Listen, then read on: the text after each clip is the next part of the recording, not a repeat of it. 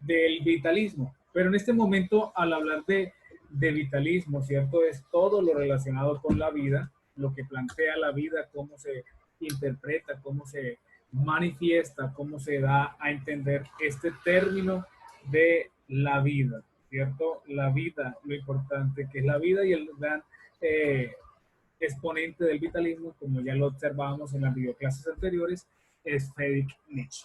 En este momento vamos a abordar a Henry Bergson. Este personaje data del año de 1859 al año de 1941. Da un gran aporte en cuanto a unos conceptos del tiempo, de la duración, de espacio-tiempo, ¿sí?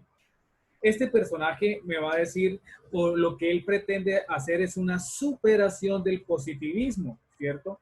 Porque este positivismo estaba muy marcado y obviamente lo que quiere propugnar en ese momento es el vitalismo. Entonces, al hablar de espacio y tiempo, dice que estos dos no pueden ser entendidos como unas categorías parecidas, iguales, tales como las aceptaba o las veía en este caso el gran filósofo Kant, sino que es algo totalmente diferente para este personaje, Henry Bergson. Espacio y tiempo son distintas. Cuando se habla de espacio, ¿sí? Cuando se habla de espacio es un conjunto de puntos que pueden transitar de uno a otro, es decir, existe una libertad entre uno y otro, es decir, se puede mover fácilmente. Pero cuando hablamos de tiempo, es unidireccional, es irreversible.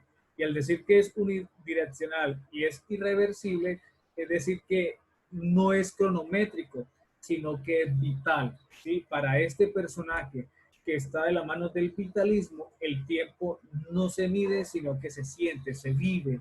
Luego, entonces, para el tiempo pertenece lo que es la memoria. Y para el espacio, que es el conjunto de puntos que se pueden transitar del uno al otro libremente, pues si para el tiempo es memoria, para el espacio es materia, ¿sí? Entonces, cada momento es único, cada momento es irrepetible y es una nueva creación. Para este personaje, cada momento debe ser único, son tres puntos fundamentales, único, irrepetible y es una nueva creación. Entonces, los modos mentales del hombre, ¿cuáles son los modos mentales del hombre? Pues los modos mentales del hombre es el espacio, el tiempo. Espacio para la materia, tiempo para la memoria. Entonces, este personaje nos va a hablar, y ahorita vamos a observar que hay un término que él profesa y que propugna fuertemente, que es el ambital, ¿sí? El ambital. ¿Y qué es el ambital? Es un dinamizador de la vida, es decir, la energía vital es lo que mueve. Bien, entonces, este personaje me va a hablar de tiempo y de duración. El concepto de tiempo, ¿sí? Es abordado desde el concepto de tiempo es abordado desde una carencia de temporalidad, ¿sí? Cuando decimos que es carencia de temporalidad, quiere decir que en el tiempo, ¿cierto?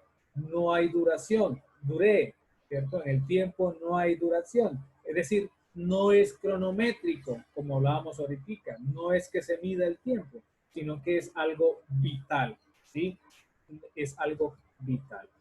Al mismo tiempo, decimos que por la intuición interior, ¿sí? Es decir, por lo que nosotros tenemos internamente, podemos captar el yo como duración, es decir, internamente en mis facultades interiores, ¿cierto? En mi facultad de pensar, de analizar, de reflexionar, de percibir por medio de los sentidos, pues yo puedo captar la duración.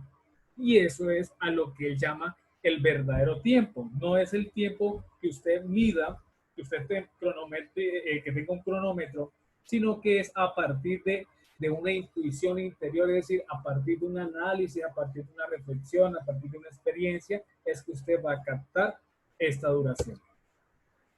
Luego me va a hablar de una evolución metafísica, es decir, de un evolucionismo metafísico. ¿En qué consiste este evolucionismo metafísico? Bueno, este personaje va a hablar, ¿sí?, del elan vital, ¿sí? Lo que hablábamos ahorita, elan vital. ¿Qué es el elan vital? Es el dinamizador de la vida, es la energía total, es el impulso de vida, ¿cierto? A partir del cual surge la realidad por evolución. Es decir, la evolución es lo que va a ayudarle al ser humano a comprender la realidad, a partir de la cual o del cual surge la realidad por evolución. Todo lo que evoluciona es lo que se me manifiesta y obviamente yo lo capto a partir de mi interioridad, a partir de mis condiciones, más no es que sea medible o sea eh, a partir de un cronómetro. ¿Sí? Se habla de que este impulso vital hace surgir nuevas formas, y estas nuevas formas se comprenden como, se comprenden que van superando las unas a las otras, ¿sí? Entonces, este impulso supera, hace surgir, dice Henry Bergson, que el impulso vital, es decir, el impulso dinamizador de la vida, ¿cierto?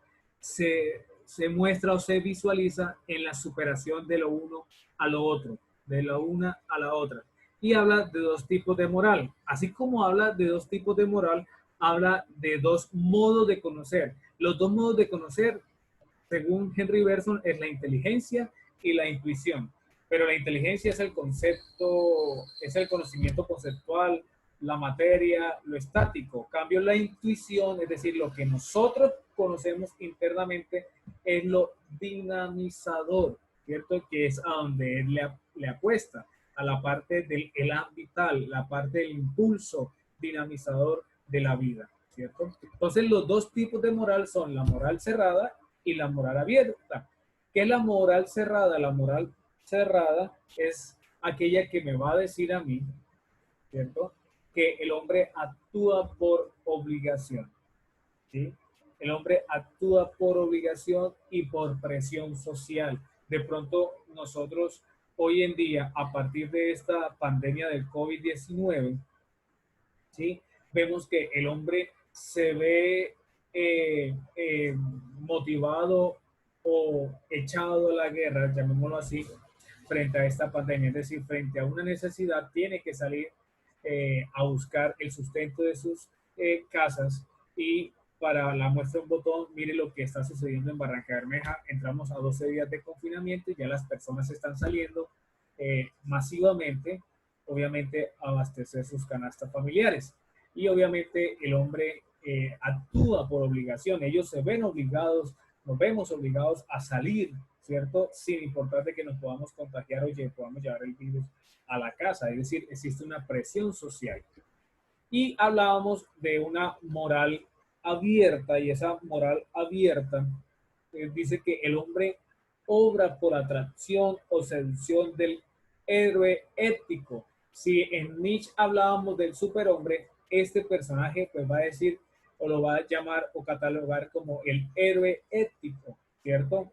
El cual prácticamente encarna un ideal de amor universal, ¿sí? Este es el planteamiento de él, ya no es el superhombre, el ultrahumano, sino que es el héroe ético, es decir, un modelo o un ideal de amor universal, es decir, un hombre que tenga una moral abierta, que se deje seducir, que tenga el impulso de vida, que se deje dominar por el impulso de vida, ¿cierto? Que tenga esa capacidad de captar interiormente, ¿cierto? Y a partir de ahí va a mostrar la verdadera duración o la verdadera realidad del tiempo, ¿sí? Entonces, recordemos que los dos modos mentales del hombre es la memoria y la materia, ¿sí? Es decir, memoria cuando hablamos del tiempo, porque el tiempo no es cronometrizado, sino que es un tiempo vital, no es que lo esté marcando, sino que es a partir de lo que usted viva, ¿sí? Obviamente espacio y tiempo son distintas, ¿no?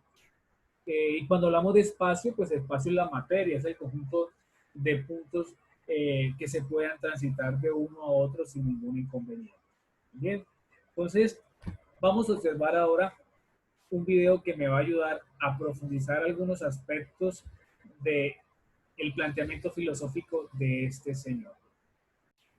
Bien, vamos a observar entonces este video, que es de un filósofo que tiene su canal y obviamente habla de Henri Bergson. ¿Listo? Entonces, por favor, vamos a prestarle atención.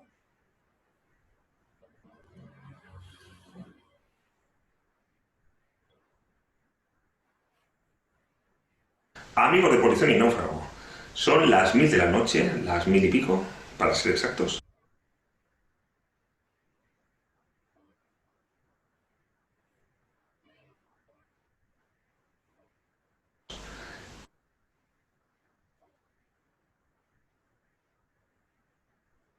Ha sido un día movidito y por alguna razón que desconocéis, estoy grabando este vídeo. ¿Queréis saber la razón? Yo también, no me lo explico. Pero no os preocupéis, soy una persona que sé aguantar el tipo.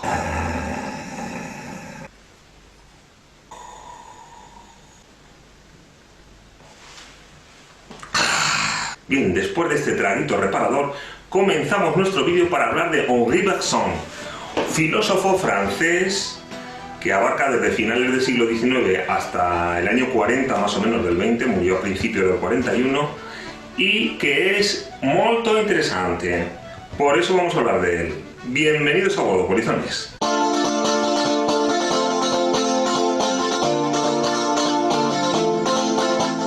Bergson era hijo de un judío polaco y de una irlandesa. Perteneció a la Academia Francesa, no Real Academia como aquí en España, porque no hay rey. Entonces, Academia Francesa, así, sin más preámbulos. Y llegó a alcanzar el Premio Nobel de Literatura en 1927. Y eso que no sabe tocar la guitarra, ahora hay que saber. Entre otras cosas, presidió la Comisión de Cooperación Intelectual de la Sociedad de Naciones.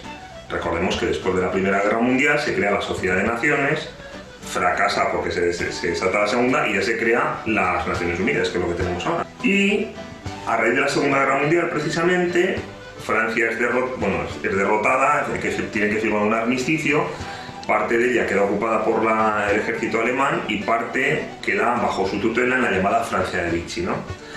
Entonces, Bergson pronto es crítico con esa Francia de Vichy que se pliega cada vez de una manera más evidente a las directrices alemanas, hasta el punto de establecerse un registro de los judíos que habitan allí, que habitan en Francia. Entonces, Bergson, dada su proyección internacional, dado que está enfermo, es eximido de inscribirse en ese registro y acude, pese a todo, diciendo que quiere estar con los que un día van a ser perseguidos. Efectivamente, su profecía se acabará cumpliendo un par de años más tarde, con el exterminio. La persecución empieza ya antes, pero el exterminio pues empieza con la famosa solución final. No vayamos tan rápido a esos días trágicos, remontémonos un poco atrás, o no tampoco, y comprendamos que en España Henri Bergson ya era reconocido tiempo atrás y estudiado, en concreto en la Universidad de Madrid.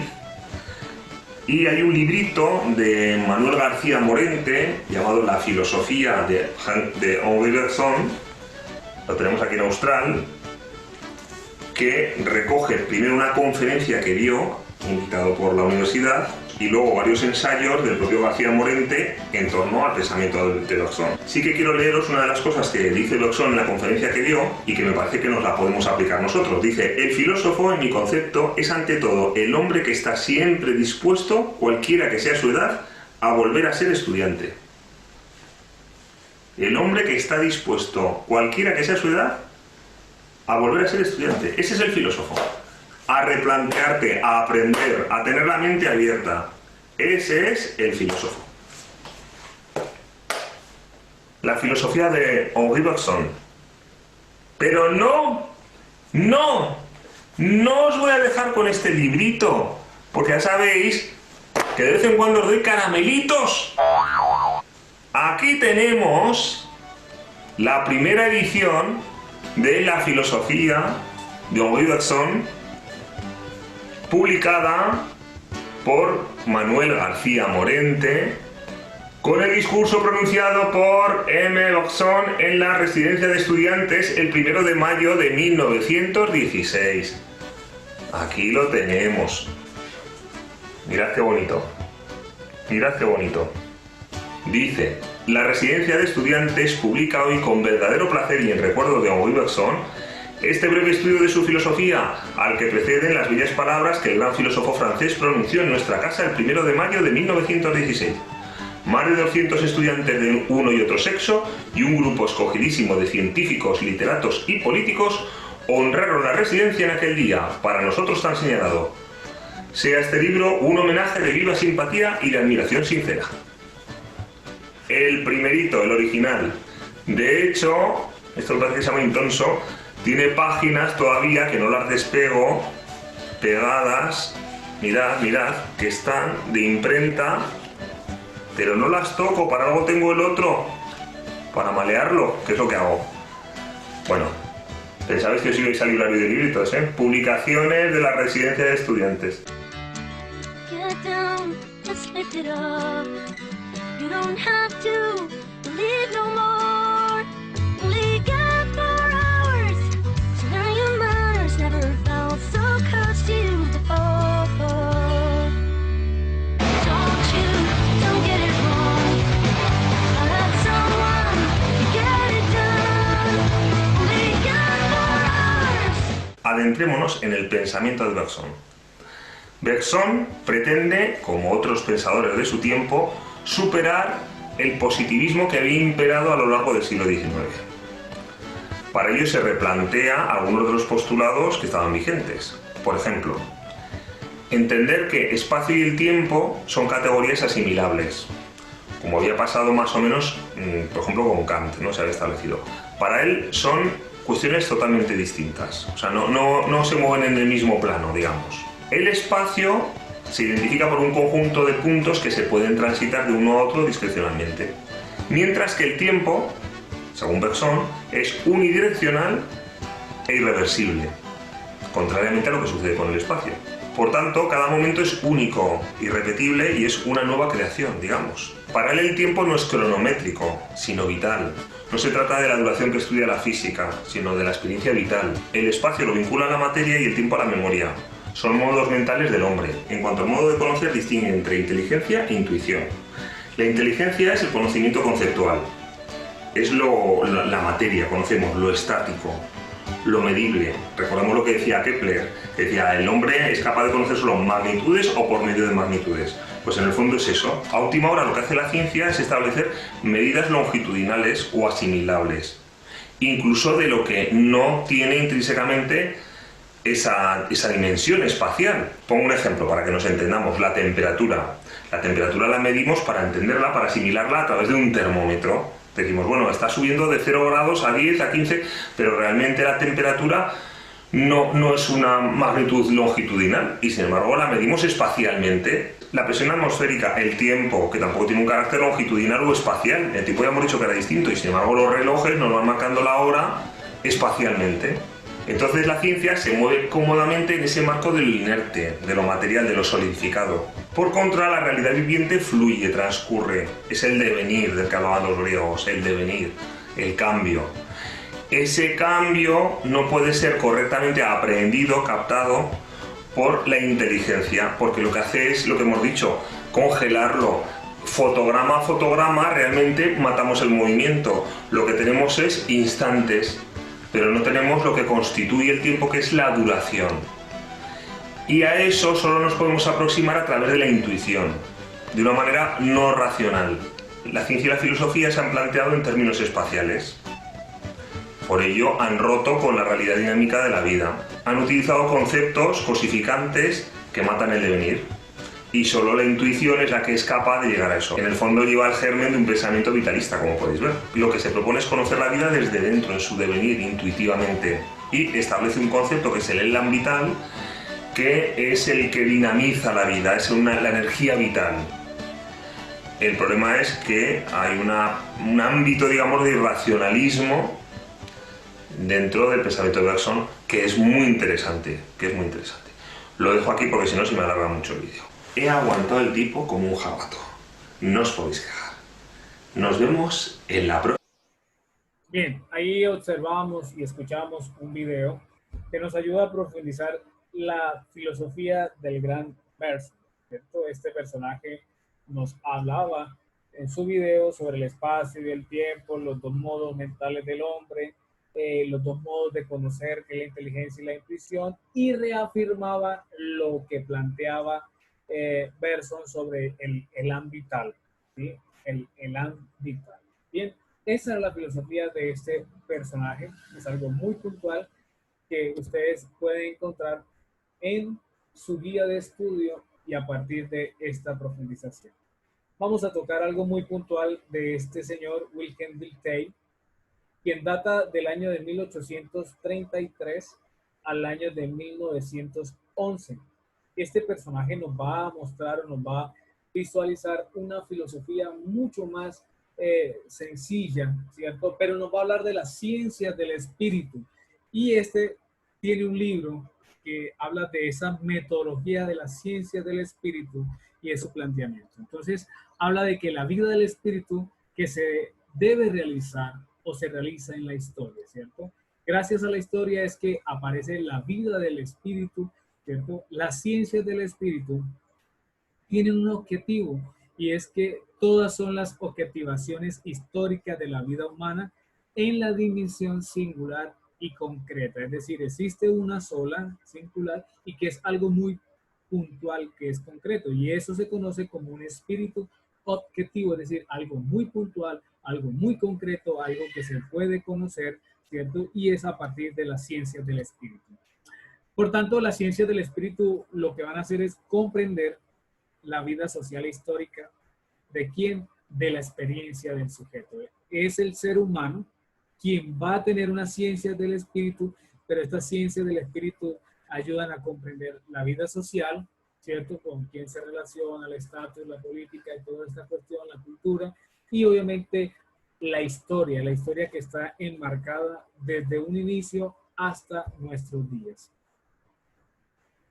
Se habla entonces de un conocimiento histórico a partir de este personaje y el conocimiento histórico es relacionado hacia las categorías del conocimiento histórico y esas categorías del conocimiento histórico son la vivencia, se habla de una vivencia y esa vivencia es la experiencia vivida, ¿cierto? Sí.